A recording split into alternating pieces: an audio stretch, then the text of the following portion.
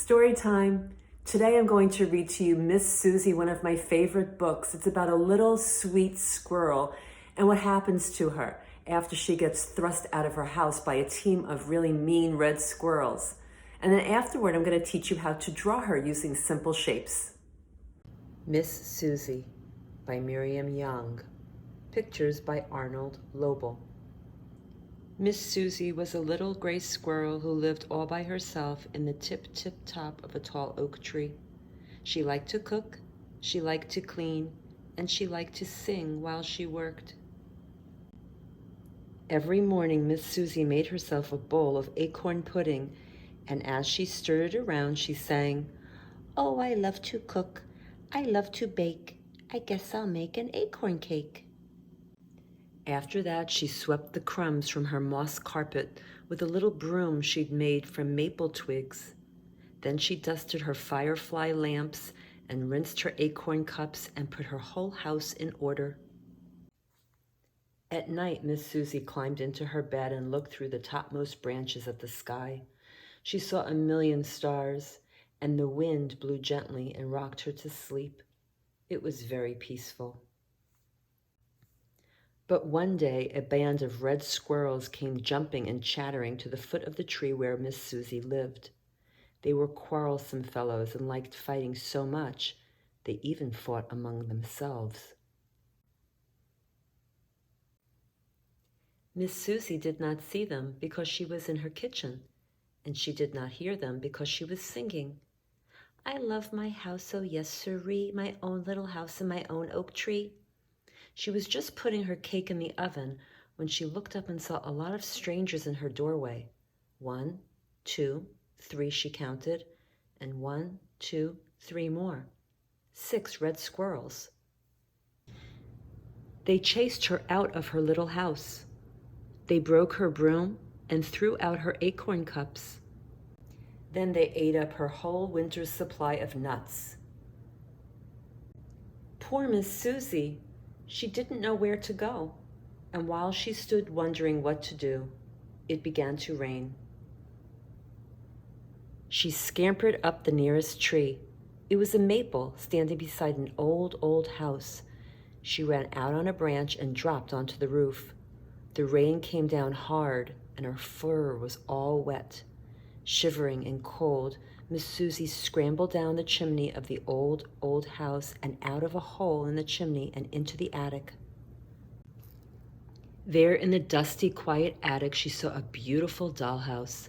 It was big enough for a whole family of dolls. She knocked at the door.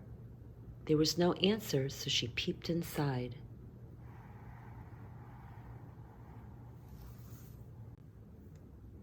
"My, what a lovely house," thought Miss Suzy. "It is fit for a queen, but it needs a good housekeeper, so it is just the place for me." The flowered carpets were covered with dust, and cobwebs clung to the gold chandeliers. There was dust on the black iron stove in the kitchen and on the little piano in the parlor. There was even dust on the china closet in the dining room and a spiderweb on the dishes inside. "When it is cleaned, it will be a good house for winter," said Miss Suzy to herself. "But what a shame there is no one to share it with me. It is so big." She cleaned the whole first floor. Then she went upstairs and cleaned the bedrooms. Then she climbed into a 4-poster bed and fell asleep.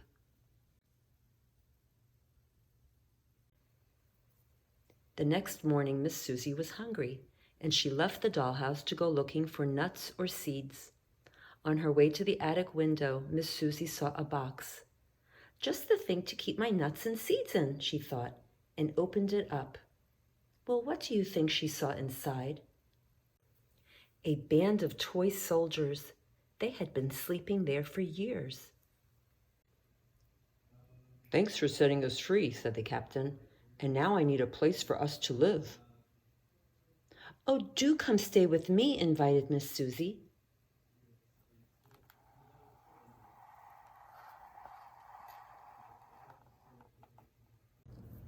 So the toy soldiers marched into the big dollhouse, and Miss Suzy took care of them like a mother. She cooked their meals in the kitchen, and served them in the dining room. At night, she told them stories and tucked them into the four-poster beds. The soldiers were very happy, and most of the time Miss Suzy was happy too, but not always. Sometimes she looked at the flowered carpets and the real china dishes and the gold chandelier, and she sighed, thinking of her plain moss carpet and her firefly lamps and her acorn cups.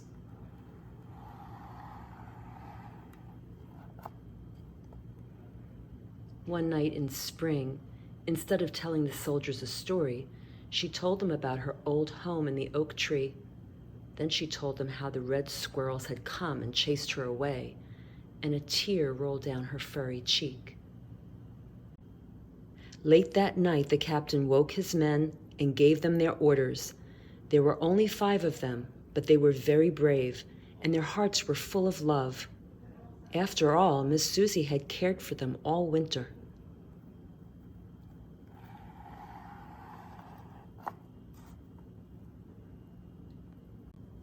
They marched up to the oak tree and scaled its trunk. The red squirrels were, as usual, fighting among themselves. They were making so much noise that they did not hear the soldiers until it was too late. "This is Miss Suzy's house," said the captain, drawing his sword. "Will you go peaceably, or must we fight?" The red squirrels looked at the soldiers with their shining swords and brave faces, and one by one they scurried, head first, down the tree. "And don't come back!" shouted the captain. Miss Suzy was overjoyed when she heard she could move back into the tall oak tree. She thanked the toy soldiers and made them promise to come for dinner once every week. Then the soldiers waved goodbye and marched off through the forest, singing merrily. Miss Suzy had to work hard to make her old home as neat and cozy as it had been before, but she didn't mind. She made a new moss carpet and a new broom and gathered fresh acorns for cups and caught 2 fireflies for her lamps. At last, she had everything in order. That night, when she went to bed, she was very tired, but she looked through the branches and she could see a million stars. The wind blew gently and rocked the tree like a cradle. It was very peaceful, and Miss Suzy was very happy once more. The end. I really like this picture of Miss Suzy, so this is the one we're going to use to draw from. And we're going to break every part of Miss Suzy down into basic shapes. So I'm going to try to make my drawing here about the same size as this drawing. And I'm going to start with her head. And her head, although it has other things going on, like there's some little hairs here and her nose, how it has this extra little angle here with her mouth, and the ears poke up. We're going to take the basic shape of her head and make an oval, and then we'll make details and make it more of a point. So from here to here, here to here, I'm going to make it around here, and I'm very lightly going to make an oval shape. I can always adjust it. Now, Miss Suzy's head is this oval shape and is basically in this angle like this. Can you see that? So I'm going to make mine. I'm going to make a very light line because I want it to be in that same kind of angle. And there's my oval, and hers comes to a little point, and we'll just make ours come to a little point. See how it looks like I'm doing lots of sketchy lines? That's okay, because most of this is going to be erased anyway. An ear is an oval.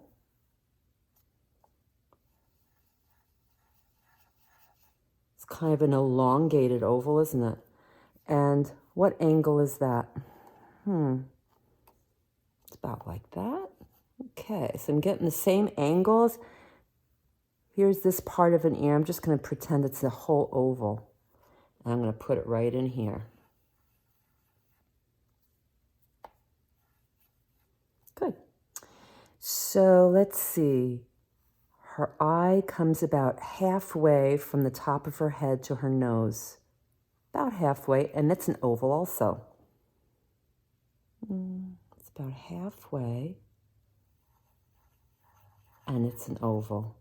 And this other eye is a half of an oval. So I'm just going to draw a whole oval, and I'll erase that part after. Looks like her cheek is a little fuller than the way I made my cheek, so I'm going to make it a little fuller too. I'm going to just puff it out a little bit. All right, nose comes down to a little point. Make that come down to a little point. We'll figure out all that other stuff after. Eye.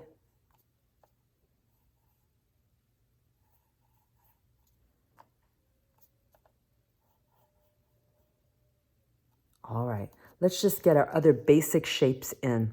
Miss Suzy's body is kind of an oval also, but it's more of an oval that's bigger on one side and smaller on the other. And the line of it, she's kind of leaning, so the line of that oval is kind of like that.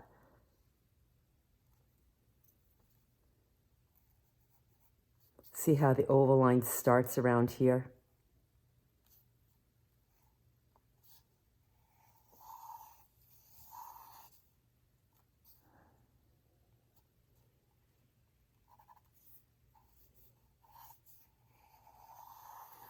Oval.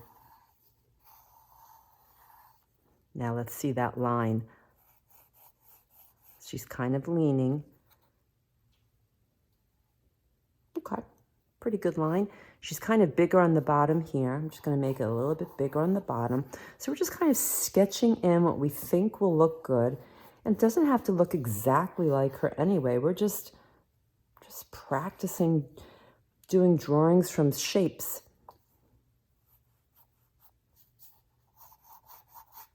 Okay, so we have this oval, oval, oval, oval. Good. Okay, let's start her arms. This part of her arm, her upper arm, if we take just the upper arm, kind of starts like a rectangle. So it starts from up here,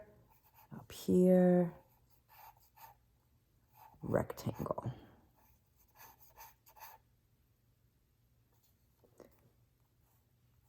Rectangle.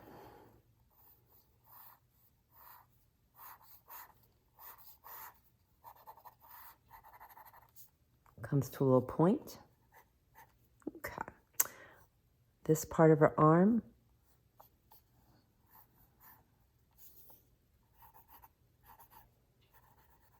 Rectangle. Maybe even a parallelogram. Comes on up like this. Rectangle. Let's see the line of that. I'm going to follow with my pencil that line. Comes up a little bit.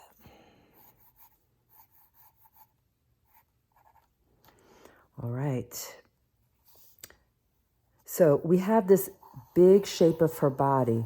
Now we're going to go into just her leg, and her leg kind of comes around like another oval that's overlapping the oval of her body.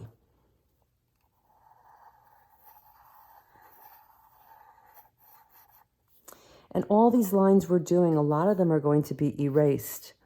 Here is a little rectangle.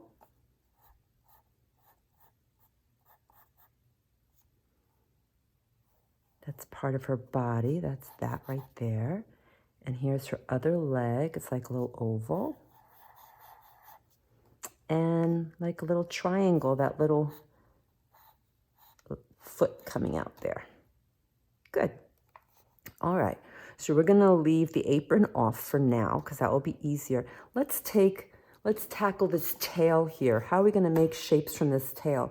Well, I'm going to make it in two different shapes. I'm going to forget about this coming up like this. I'm just going to say the basic shape of this part is kind of like a big rectangle.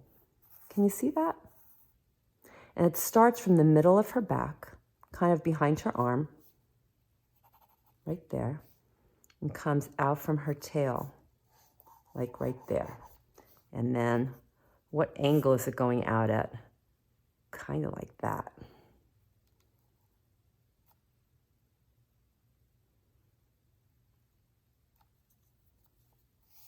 That's our angle.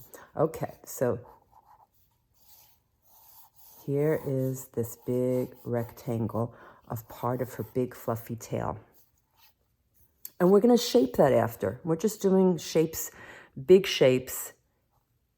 Here's the rectangle, and here is a little triangle next to it. And that's the rest of her fluffy tail. So we're just blocking out our forms that we want right now. All right, so from her foot right here, we have this line of where she's standing. And this line, let's put our pencil and make that line. It angles up like that. Okay.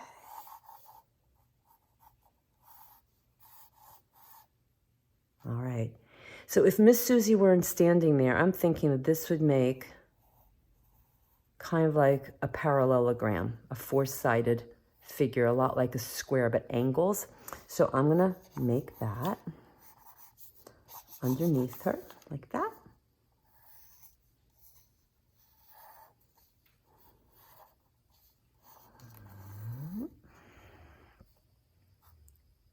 Parallelogram.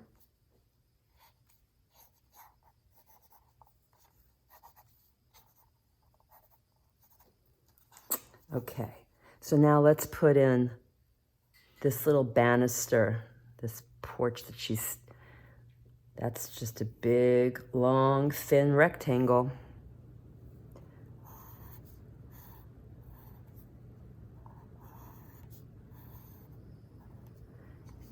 And a lot of other long, thin rectangles. Let's put them in also.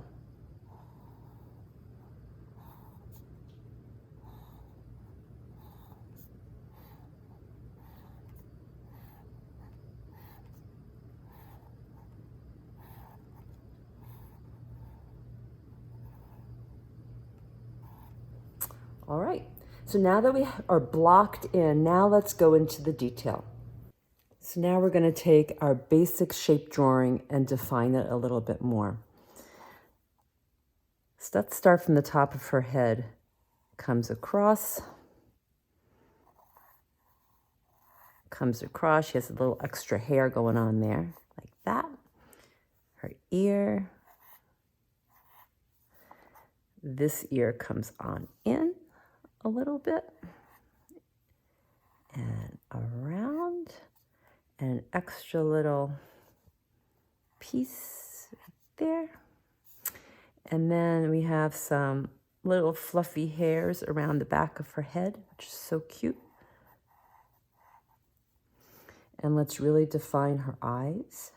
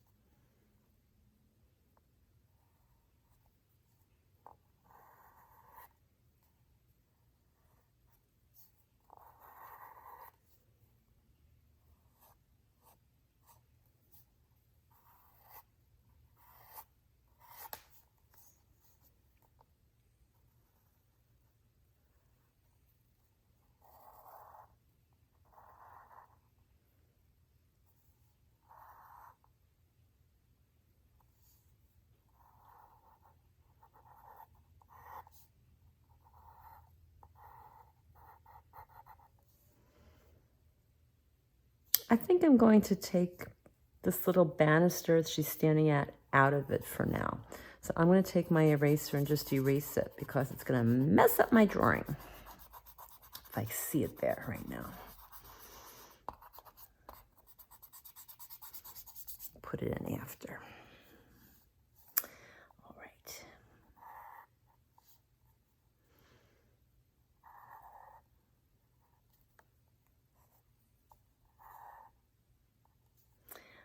Let's put her little apron in now. Comes down.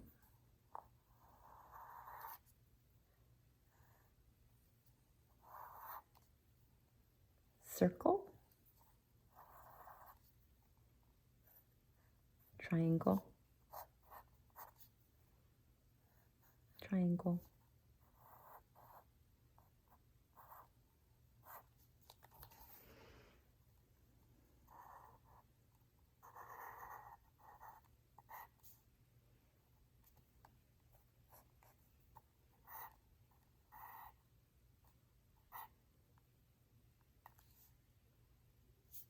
Okay, fluffy tail.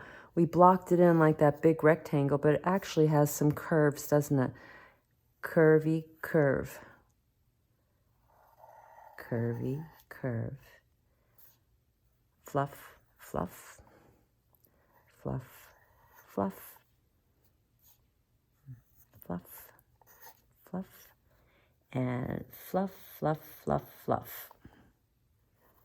Fluff, fluff goes off my page. Fluff, fluff, and a scoop.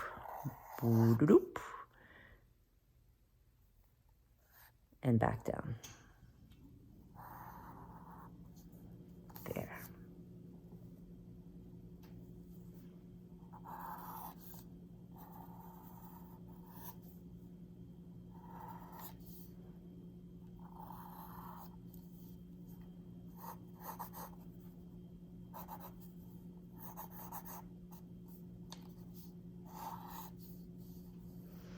Now let's put the little banister in now that we have Miss Suzy in there. She's holding on to the banister. Comes down.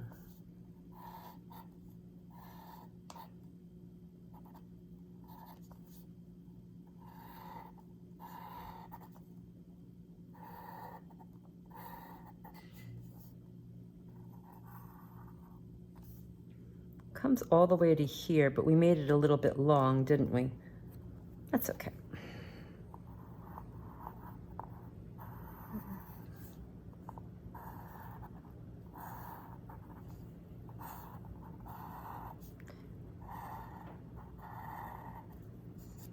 All right, so there's Miss Suzy. And then I'm going to get an ink pen or a regular pen, and I'll define the lines that I have, and that way I can take my eraser and erase all of these other pencil lines underneath.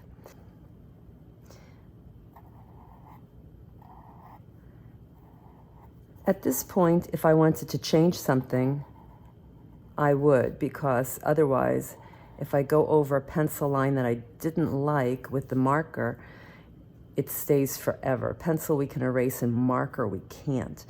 So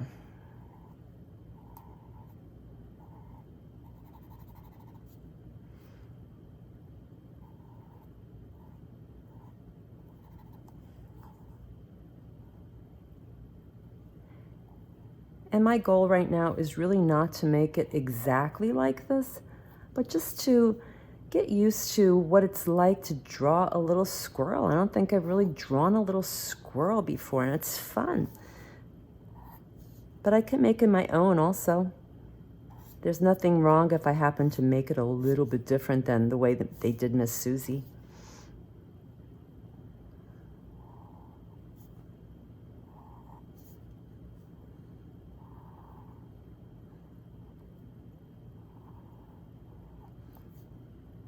I think I'm going to give Miss Suzy a little bracelet. Make her fancy.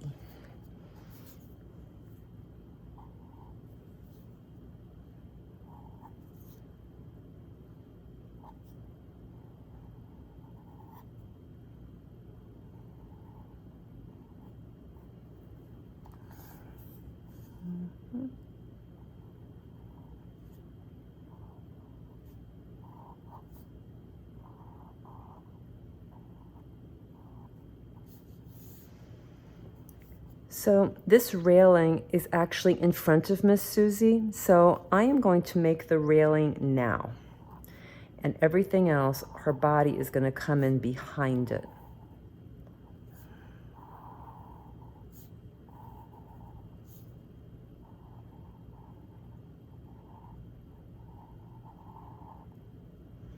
The railing in the picture actually goes back behind her a little bit. I'm not doing that one. You know what that's called? It's called taking artistic license, which means that I can do whatever I want when I'm drawing. I could call it my own. I don't have to make it exact, and that's fine.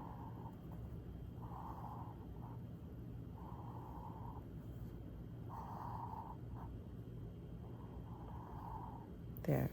So it started out as rectangles, these marks. Now you see how they're kind of wavy, and we just kind of made them kind of organic shapes. All right, so we're gonna come around, give Miss Suzy a leg, and we have to do it around these banister marks. Look at her little toes, how cute. All right, Miss Suzy has that apron, and it comes that way.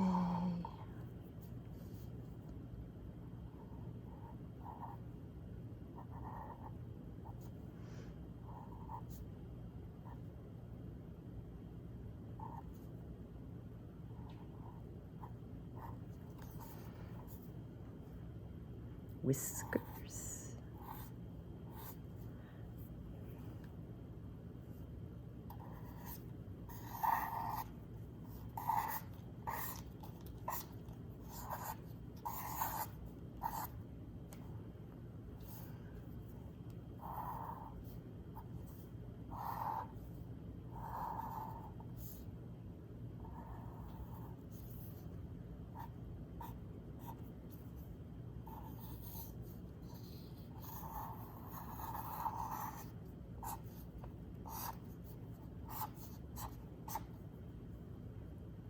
And then there are all these little lines as if it's to show it's a piece of wood. So I'm going to make some really squirrely lines too. You know how wood has that grain and it looks so pretty with knots? There. Line, circle, line, circle. There. So what they did, which I think is so cool, is they made some shadows in there. But we'll think about that after we use our eraser and erase all these pencil marks. So this is called a kneaded eraser, and it comes in a little block like this. And this is just a piece of it from an art store for about $2. And a kneaded eraser, you can pull it apart and kind of clean off the pencil marks that you've pulled up when you use it. So now it has all kinds of graphite, and you just kind of pull it apart and it kind of cleans itself. It's so cool. So I'm going to use my kneaded eraser. If all you have is your pencil eraser, use that.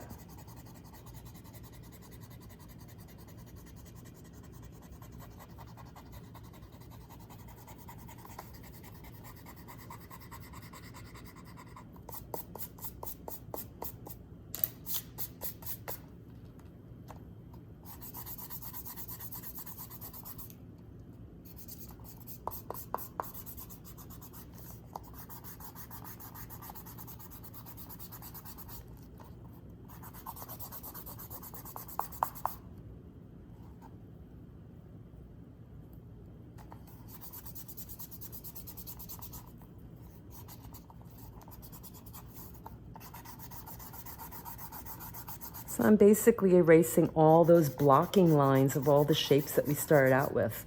So nobody really knows that we started out making her tail using a big rectangle and a triangle. Just looks like a big fluffy squirrel tail, doesn't it?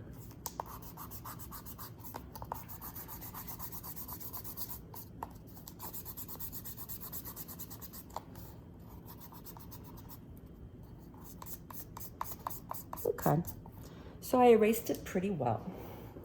And now I'm going to look at the little shadow marks, and we're not going to do a lot of shadows, but I'm just going to teach you what this kind of shadow mark is called.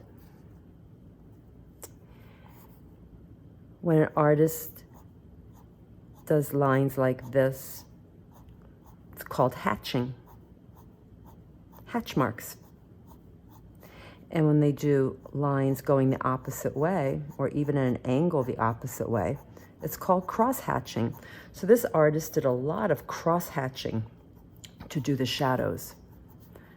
And if you want to do that, go right ahead. I think mine is going to be ready to color, and I'm going to give it to my older son, Miss Suzy. He'll remember it because we used to read it a lot. What are you going to do with yours? That was fun reading Miss Suzy and drawing her too. And now that you know that you can draw anything when you break it down to basic shapes, go out and draw. Just bring a little sketch pad with you and a pencil and an eraser, and just practice breaking things down to the basic shapes and then adding more lines and details to it after. And let me know how it goes. See you next time.